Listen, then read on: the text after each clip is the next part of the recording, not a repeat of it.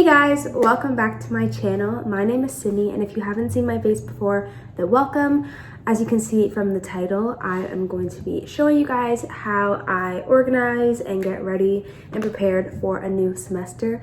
Today is the 10th. It is the start of the second semester for my school, at least. I know a lot of people are starting back up again for semester 2, so I wanted to get this video out so after your kind of first week of school, you can start implementing some of these tips if you find them helpful. So yeah, also I'm a little bit sick, so don't mind my voice throughout this video. I am trying to get this video filmed and out even though I'm sick, but yeah. Anyways, if you like this video, please give it a thumbs up and subscribe for more content.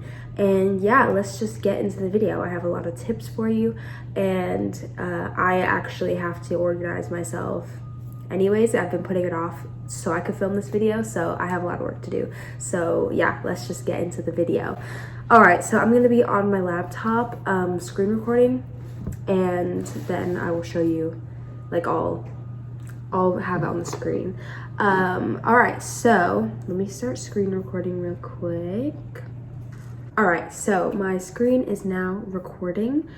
What I want to open up first is my Blackboard. So I go to George Brown College in Toronto. I'm currently in Atlanta, and I'll be doing part of my semester online. And then I have like in-person classes whenever I return, but because of COVID and everything, the first half of the semester is online anyways, so I'm just starting the semester here still, and then I'll go home whenever I'm gonna be starting class in person. So we use a site called Blackboard to organize our classes and schedules and everything. So these are my classes this semester. I have 6. We have audio production, which is gonna be interesting. My boyfriend is an audio engineer and producer, so like he literally went to school for audio engineering, so he's going to be helping me with that class 100%. Then digital storytelling too, and then I have psychology of human relations. So this class is my first class tomorrow, and I already started filling out the syllabus for this one just so I could prep for this video to show you guys how I like set up and plan everything. But that one I'm really excited about. That one's my elective, and it's definitely going to be interesting. We are basically learning how to communicate better with others and understanding ourselves, and basically it's literally just a class about having good relationships with people, different kinds of relationships, business relationships, personal relationships, anything like that, and just how to communicate properly, how to resolve conflict, and just like talk to people, I guess, and understand people. So I don't know, I thought that class was really good because it sounds kind of like personal growth to me. Like that's stuff that I've already kind of been working on personally, so a class like already about that seemed like a good fit for me, so I'm excited about that class. And then the last one I have is video editing and visual effects too. We already did this class. It's After Effects and Premiere Pro and all that stuff. Yeah, all right, anyways, enough rambling about my current courses that I'll be getting into. Let's talk about how I'm actually gonna plan for them. So I'm use Asana. I just do the free version. I don't pay for it. Asana is this is not sponsored, by the way. This is technically an app for businesses and like a team, so you can assign different tasks to your team members. I use it as an individual, so I'll be showing you how I do that. So this is what it looks like right now. I have this one already all filled out, and I'm going to show you how I do it with my next class, my next syllabus. But basically you can have it as a list view. I don't really like it like that, but you could. And you have the board view, which is the view that I like, and then the timeline, you have to pay for that, so I don't have that.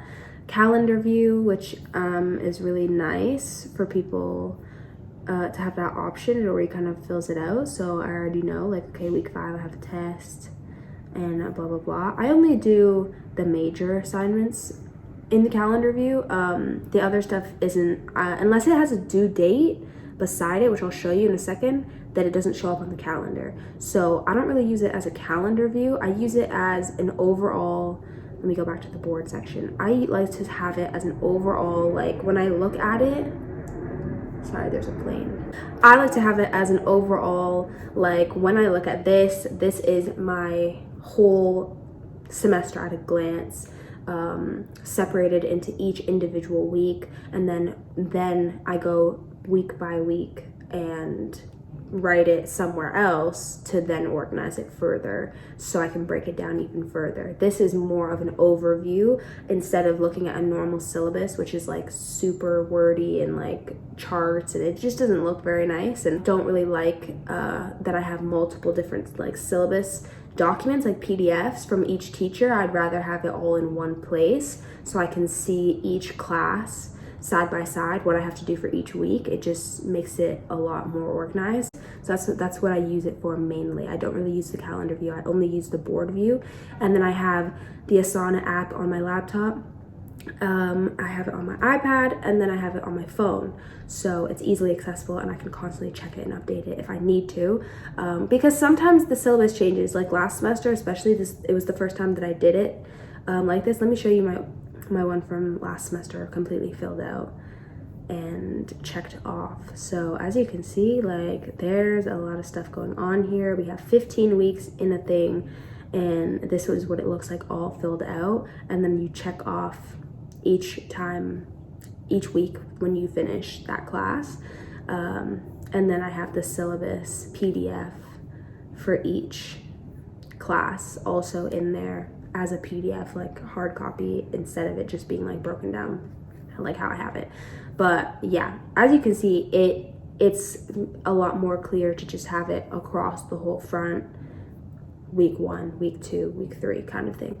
But yeah, anyways, okay, back to what I was doing. So we have week 1. This is for my editing class, which is the next class. I do it in order that I have the class also. So tomorrow, Tuesday, I have human relations and video editing, and then Thursday, cinematography and storytelling, and so on. So that's the order that I do it also. It's just easier. It feels like it's chronological that way, and it's just organized better that way. So week 1, or let me show you week 4 actually, just because there's more subtasks, so it's easier to explain more. So we have week 4, personality and human relations. In the description, I have what it says in the topic section of the syllabus, and then you can put subtasks, which I'm started doing subtasks more this semester. I'm gonna start using it like that instead of having multiple boxes, separate boxes for each week. I'm just gonna have 1 week box and then subtasks under it. I think it would just look more organized, and then it would line up a lot more on the thing, because what I was finding is if I had like 3 different things for week 5, and then the other classes I only had 1 thing, it wasn't lining up anymore, and it just didn't look great. So I'm gonna do subtasks this time. But yeah, so I have chapter readings, class activity, and a practice quiz, so then I can check those off whenever I'm done and mark it as complete. And then when I'm done that week, I can mark the entire week off as complete. So yeah, as you can see, it's a really, really great way to be organized. And I'll just show you again quickly, even though, I mean, we kind of get it now, but you can do week 1. We have intro to VFX, projects, specifications. Did I spell that right? Oh wow. And then you can click on it. Nothing's due that day, but we can add a subtask because it says that I have an in-class assignment 1 that is going to be due probably the week late, like after that. Composition. All right, so that's literally all I would put for that week, and then that's done. And then whenever you want to look at it, you just click the arrow down and you can see all of the different subtasks. So it's very tedious to fill all of it out, but when I tell you it is so worth it, like this is what made my last semester successful. This method actually freaking works. So that's why I wanted to share it with you. But yeah, all right. So once you have this all filled out, which obviously I don't, but if you did have it all filled out, then I go into my notes, assignment organization. So that's what I title it. Wait, let me change these to, I'm not really, honestly, I don't remember exactly how I had it because I deleted it and I shouldn't have done that, but I'm pretty sure it's like today, this weekend, this week, next week, something like that. Then I have week like 3, 4, 5, 6, 7, blah, blah, blah, all the major key things that are happening all as a list. And I know you can do a list version in Asana, but it just doesn't look how I want it to look. I don't know. I'm OCD about this kind of stuff.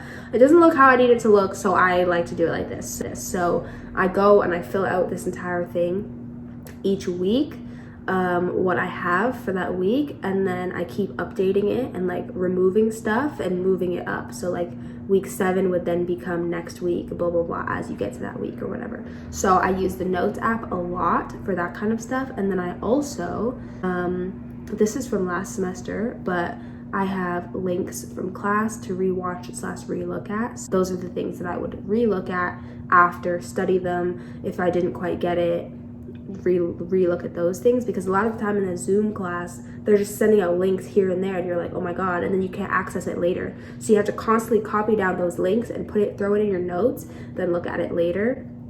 But yeah, all right. So that is how I do that. I don't want this video to be so long, so I'm just gonna show you how I use GoodNotes to actually take notes for class, and then we are gonna wrap up the video. So we're gonna stop the screen recording for this, and we are gonna jump over to my iPad, because my iPad is where I do the notes. So let's screen record this bad boy.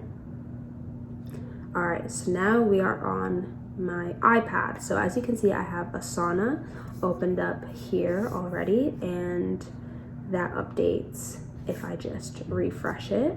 I also use it for other things, like to organize my YouTube and stuff. So it's honestly, you can make as many boards as you want. You can organize a bunch of smaller projects that are just personal projects or team projects. But yeah, anyways, so we have GoodNotes.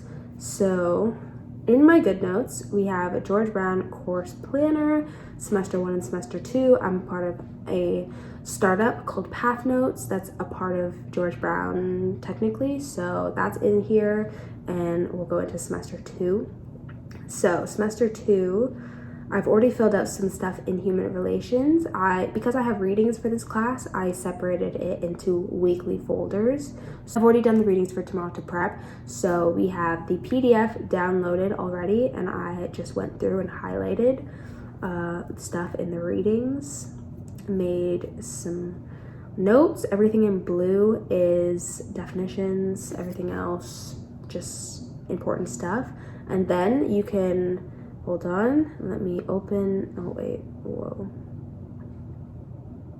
Let me open this, and then I can have this, and then, so as you can see, you can have the readings going on, and then there's a flashcard option where you can, I wrote the flashcards as I was going. So these are all like definitions or whatever. My handwriting looks atrocious. That's not how I normally write, but because it's on an iPad, it looks horrible. Don't mind that. But yeah, you can do flashcards, and then if you click on the side, study flashcards, there at the bottom, then it tests you on the flashcards, and it automatically generates it, and then you can test yourself. So if you fill it out as you're going, and you just split the screen like this, then it's an easy way to make the flashcards instead of having to go back and make them later. So that's a really like key thing for when you have a lot of readings and stuff to do. So yeah, that's for week 1. The week 2, I already have that stuff downloaded. I haven't read it yet, but yeah, and then I have the course outline. So I'll be doing that for all of these classes. And I just want to quickly show you my last semesters. So like for this class as an example, digital productions, I typed out my notes. So, this was my assignment, sorry. So for class notes, I typed out the notes in advance, wrote out all the definitions and all that jazz, and then in actual class, I can handwrite notes, highlight stuff that he adds to it or whatever, that kind of stuff. Then for some classes, so for digital video technology, which was my cameras class, like the actual hands-on using the cameras, I did handwritten notes because it was easier for me to just bring my notebook to class, actually on campus. And then for my editing class, and also the same as this semester, I do handwritten notes because it is a hell of a lot easier when you are trying to look at a screen while someone is trying to teach you how to edit and you're not in control of the mouse and you can't pause or anything. Some teachers talk hella fast and it is very difficult. So to have just a notebook to quickly scribble down anything that they're saying, you can go back and rewrite it later if you want, or you can just leave it like that if you understand it. But yeah, so for those classes, handwritten notes, 100%. It just takes you kind of figuring out over time. Like at first I would start writing it on my iPad, and then I realized I hate writing notes on my iPad for some reason. I love having the iPad to type notes because it's easier. Then I have my Zoom class on my laptop. I have my Microsoft Word document open on my iPad, and I'm typing away as they're talking. That perfect. Handwriting notes on the iPad, hate it. So I stopped doing that, and it just took like 2-3 weeks to try to kind of figure it out. For specific classes, it was a lot easier to type the notes, so I did that. Or sometimes they literally give you the PowerPoint and you can just download the PowerPoint, export it straight into GoodNotes, literally, and then handwrite notes on top of it as they're talking, which is a hell of a lot easier than having to rewrite out all of those notes when it's all just in the PowerPoint already. So you kind of just, you want to work smarter, not harder. I know that's like a cliche thing, but literally, why would you rewrite out how many notes when they gave you the PowerPoints? You could just download it. So that's why I really like GoodNotes, and it's a really easy way to have a bunch of folders, organize it, and it's all saved in the cloud.